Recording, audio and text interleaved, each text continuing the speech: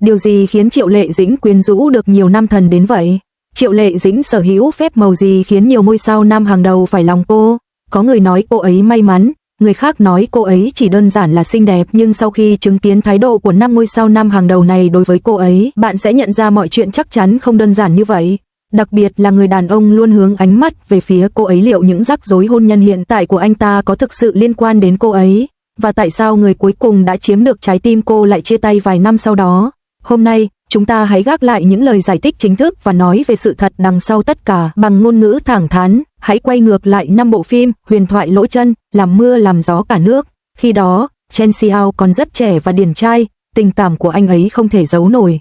Thôi không cần đi sâu vào chi tiết, chỉ cần nhìn cách anh ấy nhìn Triệu Lệ Dĩnh trong những đoạn phim truyền hình thực tế, đó là tình cảm thuần khiết, không pha tạp, kiểu ngưỡng mộ đó không phải diễn xuất, đó là sự quyến rũ chân thật, trẻ trung. Anh ấy liên tục trêu chọc và bảo vệ cô ấy trên chương trình. Mặc dù họ chưa bao giờ chính thức công khai, nhưng ai trong giới giải trí lại không biết. Nhiều người suy đoán rằng những rắc rối hôn nhân sau này của Chen Xiao có liên quan đến mối quan hệ trong quá khứ này, mặc dù điều đó có thể hơi phóng đại, nhưng không hoàn toàn vô căn cứ. Việc có một người tuyệt vời như vậy trong lòng khiến bạn cảm thấy thiếu vắng điều gì đó sau này. Nỗi tiếc nuối dai dẳng này đã trở thành một cái gai trong mắt người hâm mộ. Không ngờ, chàng hoàng tử giọng ngọt ngào Vương Tô Long cũng có mặt trong danh sách này. Hiện tại, anh là ngôi sao của các chương trình giải trí, với gương mặt trẻ thơ và giọng hát hoàn hảo đã chinh phục vô số cô gái trẻ. Nhưng trước đây, anh là một fanboy chính hiệu của Triệu Lệ Dĩnh. Người ta đồn rằng anh đã viết một bài hát dành riêng cho Triệu Lệ Dĩnh, tình cảm sâu đậm trong lời bài hát chỉ những người hiểu mới cảm nhận được. Trên các chương trình, ánh mắt anh dành cho cô ấy tràn đầy sự ngưỡng mộ. Thật không may, thái độ của Triệu Lệ Dĩnh đối với anh vẫn chỉ ở mức bạn tốt. Tình yêu là phi lý, tình cảm của Vương Tô Long giống như một sự bảo vệ thầm lặng. Mối quan hệ này, hơn bạn bè nhưng chưa phải người yêu, thực sự khá đẹp, ít nhất nó chưa trở nên tồi tệ, và họ vẫn có thể hỗ trợ nhau trong cuộc sống.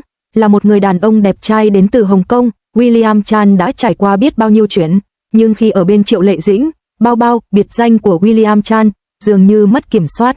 Trong một chương trình giải trí nào đó, mỗi khi Triệu Lệ Dĩnh lên tiếng, ánh mắt của William Chan đều dán chặt vào cô, không thể rời mắt. Hai người đã hợp tác nhiều lần, và tin đồn về họ đã lan truyền. Vẻ ngoài uy quyền của một CEO bất ngờ lộ ra sự lo lắng và tập trung hiếm thấy trước mặt Triệu Lệ Dĩnh. Sự thu hút này thực chất là sự tôn trọng lẫn nhau giữa những cá nhân mạnh mẽ. William Chan đã trải qua nhiều thăng trầm trong cuộc sống, nhưng anh chỉ thấy ở cô ấy một tinh thần kiên cường. Ánh mắt đó không chỉ là tình yêu lãng mạn mà còn là sự trân trọng dành cho một người như chính mình. Chỉ tiếc là cả hai đều quá bận rộn, chuyện tình cảm chỉ có thể để cho số phận quyết định. Nhắc đến Lin Kang Sin, vừa buồn cười vừa đáng thương, ngay cả trước khi đóng phim Công chúa sứ giả, anh đã rất chú ý đến Triệu Lệ Dĩnh. Hai người thường xuyên tương tác trên Weibo và trao đổi ánh mắt riêng tư. Lin Kang Sin theo đuổi cô suốt 7 năm trời, ngay cả sau khi chiến tranh kết thúc, anh vẫn không thể chinh phục được trái tim cô. Cư dân mạng còn đùa rằng trong khi Ngọc Văn Nguyệt vẫn đang ngâm mình trong hồ băng thì ít nhất Lin Kang Sin cũng nên đứng thẳng người lên. Tính hài hước và dí dỏm của anh ấy chắc chắn rất đáng yêu, nhưng có lẽ trong mắt Triệu Lệ Dĩnh, anh ấy hợp làm bạn hơn là người yêu. Đôi khi, quá thân mật lại khiến việc tiến tới trở nên khó khăn. 7 năm kiên trì của anh ấy, dù cuối cùng không thành công, vẫn đáng khen ngợi. Ít nhất nó chứng minh rằng ngay cả giấc mơ của 900 triệu cô gái cũng không thể chinh phục được trái tim cô ấy. Cuối cùng, chúng ta đến với người bạn trai chính thức, Phùng Thiệu Phong. Hai người gặp nhau trên phim Trường Sao Tôn Ngộ 03 và sau đó trở thành một cặp đôi cả trong và ngoài màn ảnh trong Sao Mộng Lan Sao. Người ta nói rằng Phùng Thiệu Phong đã lấy hết can đảm tỏ tình và họ thực sự đã kết hôn. Sau khi kết hôn, anh ấy rất mực yêu thương Triệu Lệ Dĩnh và những ngày tháng của họ vô cùng ngọt ngào. Tuy nhiên, thực tế thường khắc nghiệt, cuộc hôn nhân của họ chỉ kéo dài vài năm trước khi kết thúc. Một số người nói đó là do xung đột tính cách, trong khi những người khác cho rằng đó là do lý do gia đình. Nhìn vào quá khứ tình ái của Phùng Thiệu Phong và tính cách đặt sự nghiệp lên hàng đầu của Triệu Lệ Dĩnh, rõ ràng cô ấy là một nữ chính điển hình, ưu tiên sự nghiệp diễn xuất hơn tất cả, trong khi Phùng Thiệu Phong có lẽ lại khao khát sự ấm áp của một gia đình truyền thống.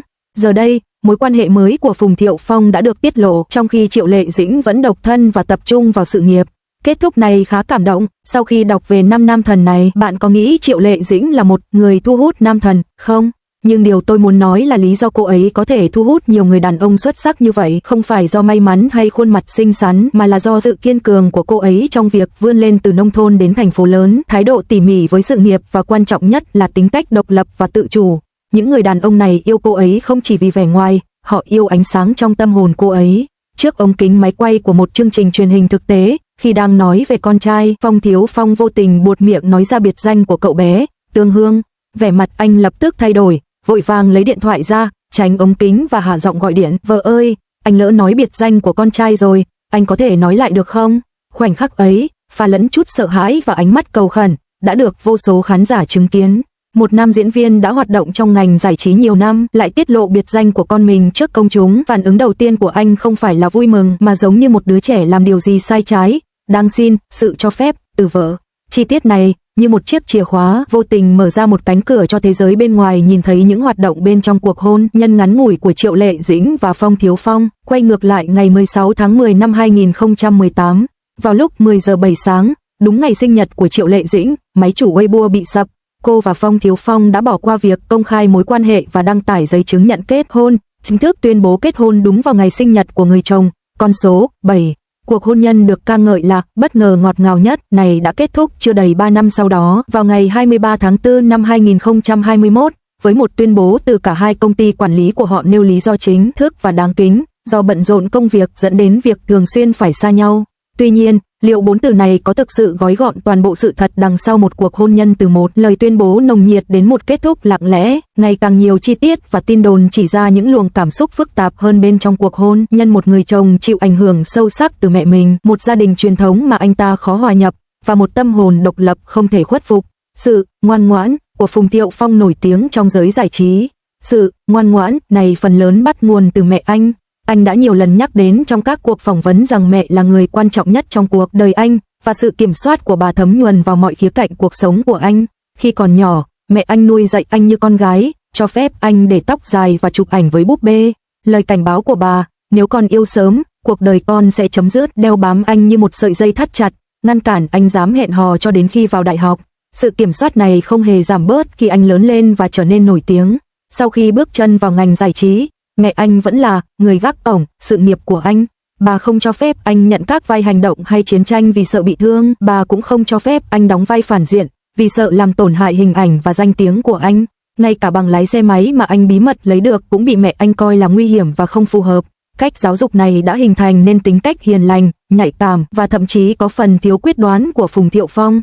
Trong các mối quan hệ thân thiết, anh thường tìm kiếm một người phụ nữ mạnh mẽ, có thể đưa ra quyết định. Khi đang hẹn hò với Nini và được hỏi điều gì thu hút anh ở cô ấy, anh trả lời: tôi nghe lời cô ấy trong mọi việc, và mô tả Nini là người có khả năng xử lý mọi việc. Mô tả này gần như giống hệt với mô tả trước đó của anh về mẹ mình là người có khả năng kiểm soát tình hình. Sau khi kết hôn với Triệu Lệ Dĩnh, hành vi của anh trên các chương trình truyền hình đã bị cư dân mạng chế giễu là giống một người chồng phục tùng hơn. Anh thường bối rối vì không biết đeo nhẫn vào ngón nào, thường than phiền với bạn bè rằng vợ chưa mua nhẫn cưới cho mình, và ngay cả khi anh bật khóc, anh cũng không nhận được sự an ủi từ vợ, mà Triệu Lệ Dĩnh lại bình tĩnh bảo anh đi gặp con trai của chúng ta. Sự bất an của anh trong hôn nhân là điều hiển nhiên. Anh từng hỏi Triệu Lệ Dĩnh trong sự bối rối: em thực sự muốn cưới anh hay chỉ là hẹn hò rồi cưới thôi? Khi một người con trai ngoan ngoãn được nuông chiều kết hôn với một người phụ nữ mạnh mẽ, độc lập, xuất thân từ hoàn cảnh khó khăn, tự lực cánh sinh và có cá tính quyết đoán, mâu thuẫn dường như đã nảy sinh ngay từ đầu. Mâu thuẫn lớn hơn nữa xuất phát từ gia đình truyền thống của Phùng Thiệu Phong, đặc biệt là người mẹ được cho là cực kỳ kiểm soát của anh. Xuất thân nông thôn và trình độ học vấn tương đối thấp của Triệu Lệ Dĩnh được cho là luôn là cái gai trong mắt mẹ chồng. Trong mắt bà, con trai là một thiếu gia lớn lên trong một con hẻm ở Thượng Hải, xuất thân từ gia đình giàu có, trong khi Triệu Lệ Dĩnh, dù sự nghiệp sau này có rực rỡ đến đâu, vẫn luôn bị coi là không xứng tầm trong suy nghĩ cố hữu của mẹ chồng. Sự khác biệt về quan điểm này đã trực tiếp dẫn đến sự can thiệp vào cuộc sống và sự nghiệp của Triệu Lệ Dĩnh. Truyền thông Đài Loan từng tóm tắt 3 điều bất mãn lớn của mẹ Triệu Lệ Dĩnh đối với cô: coi thường xuất thân quê mùa của cô, không hiểu tại sao cô không sinh con thứ hai, và không thể chấp nhận việc cô tiếp tục đóng phim sau khi kết hôn. Nguồn tin thân cận tiết lộ rằng mẹ Triệu Lệ Dĩnh hy vọng Triệu Lệ Dĩnh sẽ từ bỏ sự nghiệp đang lên như cồn, trở về với gia đình và trở thành nàng dâu nhà giàu như bà mong muốn. Thậm chí còn đáng kinh ngạc hơn, có tin đồn rằng mẹ Triệu Lệ Dĩnh còn yêu cầu Triệu Lệ Dĩnh đổi tên, cho rằng điều đó sẽ mang lại may mắn cho chồng cô. Ngay sau khi Triệu Lệ Dĩnh sinh con, mẹ cô đã thúc giục cô chuẩn bị sinh con thứ hai, hoàn toàn trái ngược với kế hoạch sự nghiệp của Triệu Lệ Dĩnh là trở lại đóng phim chỉ 28 ngày sau khi sinh và không về nhà trong 6 tháng. Triệu Lệ Dĩnh là ai? Cô ấy là một người nghiện công việc, đã dành 8 năm làm diễn viên quần chúng, leo lên từ vai cô con gái út trong Đám cưới vàng đến vai người hầu gái trong Mùa xuân khóa chặt, danh tiếng vụt sáng sau Huyền thoại lỗ chân và Hoa du ký, không phải do may mắn mà là nhờ tinh thần bất khuất. Cô chịu đựng những chấn thương khi làm việc trên dây mà không hề than phiền, trở lại làm việc ngay sau khi sinh con và làm việc không ngừng nghỉ. Đối với cô, sự nghiệp không chỉ là tô điểm mà còn là nền tảng để tồn tại và tự khẳng định bản thân. Cô từng tuyên bố rõ ràng trong một cuộc phỏng vấn, hôn nhân không phải là giải pháp, cả hai bên nên duy trì sự độc lập về tinh thần và kinh tế. Yêu cầu cô từ bỏ tất cả những điều này, trở thành vật sở hữu, phụ thuộc vào gia đình, tập trung vào việc sinh con và phục vụ chồng và mẹ chồng, sẽ chẳng khác nào cắt cụt đôi cánh của cô. Do đó, xung đột là điều không thể tránh khỏi. Một bên là bà mẹ chồng độc đoán, mong muốn con dâu tuân thủ trật tự gia đình truyền thống và ưu tiên gia đình. Bên kia là một nữ ngôi sao hàng đầu coi sự nghiệp là nền tảng cuộc sống và rất độc lập. Bị kẹt ở giữa, Phùng Thiệu Phong, người con trai được dạy dỗ phải vâng lời từ nhỏ, thấy mình ở vị trí đặc biệt khó xử và bất lực khi đối mặt với xung đột giữa mẹ và vợ. Có thông tin cho rằng khi Triệu Lệ Dĩnh quay phim đến 3 giờ sáng, mẹ của Phân gọi điện không phải để hỏi han về sự mệt mỏi của con dâu, mà để buộc tội cô bỏ bê gia đình. Thái độ của Phùng Thiệu Phong đối với điều này được cho là nhượng bộ. Khi xung đột giữa vợ và mẹ anh leo thang, anh đã không thể, hoặc có lẽ không biết cách đóng vai trò là người hòa giải và cầu nối giữa vợ và mẹ mình một cách hiệu quả. Sự chênh lệch về địa vị kinh tế khiến cuộc đấu tranh quyền lực trong gia đình càng trở nên gay gắt. Trong khi Phùng Thiệu Phong được đồn là con nhà giàu đời thứ hai, thì thu nhập hàng năm của Triệu Lệ Dĩnh vào thời điểm ly hôn được cho là lên tới hàng trăm triệu đô la. Tài sản cá nhân ước tính hơn 3 tỷ đô la và giá trị thương mại của cô được khẳng định ở mức cao nhất. Cô hoàn toàn không cần dựa vào nguồn lực tài chính của gia đình họ Phân. Như một số nhà bình luận đã nói, ở đâu có tiền, ở đó có quyền lực. Sự độc lập về kinh tế đã cho Triệu Lệ Dĩnh sự tự tin lớn nhất để nói không trong mối quan hệ này. Khi mẹ chồng yêu cầu cô rời khỏi ngành giải trí, cô đã kiên quyết từ chối. Khi hôn nhân trở thành gánh nặng hơn là nguồn nuôi dưỡng, cô cũng có khả năng nhẹ nhàng ra đi. Ngày 8 tháng 3 năm 2019, con trai của họ, Siang Siang, chào đời. Sự ra đời của đứa trẻ không hàn gắn được rạn nứt, ngược lại, nó có thể đã làm trầm trọng thêm sự xung đột giữa hai triết lý sống khác nhau của họ. Ngày 23 tháng 4 năm 2021, cả hai công ty quản lý của họ đều ra thông báo ly hôn. Từ khi chính thức tuyên bố kết hôn đến khi tuyên bố ly hôn, cuộc hôn nhân chỉ kéo dài 2 năm rưỡi. Sau khi ly hôn, con đường của họ rẽ nhánh hoàn toàn. Triệu Lệ Dĩnh dường như đã thoát khỏi mọi ràng buộc, và sự nghiệp của cô thăng tiến vượt bậc. Cô đóng vai chính trong một loạt phim truyền hình thực tế như Hạnh phúc vạn nhà và Gió nửa hè, thành công trong việc thay đổi hình tượng của mình. Năm 2025, cô giành giải nữ diễn viên xuất sắc nhất tại lễ trao giải Phi Thiên cho vai diễn trong Gió nửa hè, trở thành nữ diễn viên sinh sau năm 1985 đầu tiên giành được giải thưởng chính thức cho nữ diễn viên xuất sắc nhất. Cô hoàn toàn bước ra khỏi vùng an toàn của hình tượng cô gái ngọt ngào và phim cổ trang, chứng minh năng lực của mình bằng một loạt tác phẩm chất lượng. Kể từ khi ly hôn, Phùng Thiệu Phong đã giảm tốc độ làm việc đáng kể, với ít dự án hơn. Tin tức về anh hiện chủ yếu xoay quanh những tin đồn tình cảm mới. Người đàn ông 44 tuổi, người từng giơ tay trả lời câu hỏi như một học sinh trong buổi phát trực tiếp, dường như vẫn giữ được sự ngây thơ và phụ thuộc hơn so với tuổi tác. Trong khi đó, Triệu Lệ Dĩnh đang quay cảnh đêm ở Thanh Hải, cô chỉ tập trung vào công việc và con cái. Khi có tin đồn Phùng Thiệu Phong cân nhắc việc tái hôn với cô, nhóm của Triệu Lệ Dĩnh chỉ đơn giản trả lời, hiện tại Hình Bao chỉ tập trung vào công việc và con cái. Thái độ của mẹ Phân cũng thay đổi, từ sự không hài lòng ban đầu đến việc được cho là đã hết lời khen ngợi bạn gái mới của con trai. Với mọi người mà bà gặp là khôn ngoan. Về vấn đề quyền nuôi con, cặp đôi áp dụng phương pháp nuôi dạy con linh hoạt, cùng nhau chăm sóc con trai Siang Siang. Thỉnh thoảng, họ được chụp ảnh dùng bữa cùng nhau khi có sự giao nhận công việc, nhưng sự tương tác của họ chỉ giới hạn ở những giao tiếp cần thiết. Không có tranh cãi công khai, không có cảnh tượng kịch tính, chỉ có sự điềm tĩnh và phẩm giá tuyệt đối. Phẩm giá này có lẽ xuất phát từ sự thấu hiểu lẫn nhau rằng việc ly thân là lựa chọn tốt nhất. Sau khi cân nhắc kỹ lưỡng, trong một cuộc phỏng vấn, khi được hỏi tại sao cô sống riêng với mẹ chồng, Triệu Lệ Dĩnh đã trả lời nửa đùa nửa thật, tôi sợ sẽ làm họ chết đói mất. Đằng sau sự hài hước này là sự bất lực và tự ti của một người phụ nữ độc lập trước những xung đột gia đình không thể hòa giải, cũng như sự khôn ngoan trong việc giữ khoảng cách. Nhìn lại, liệu Phùng Thiệu Phong có phải là con cưng của mẹ không?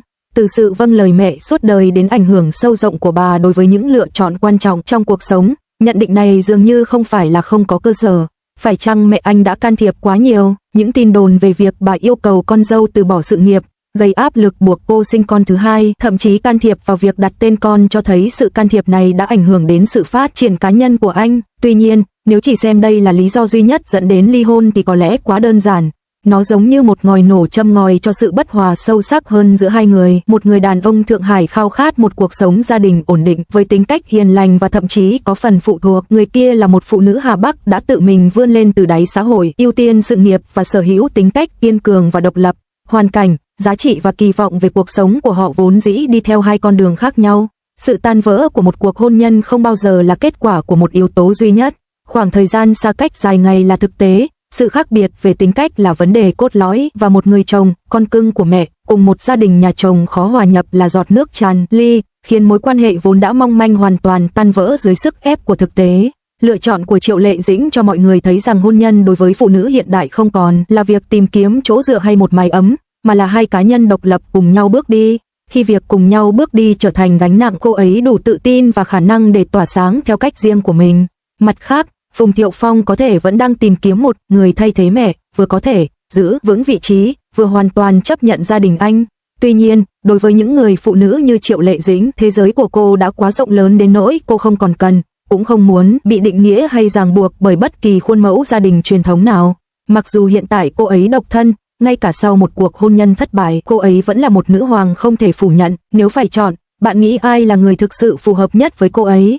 Hãy để lại bình luận bên dưới và cùng thảo luận nhé!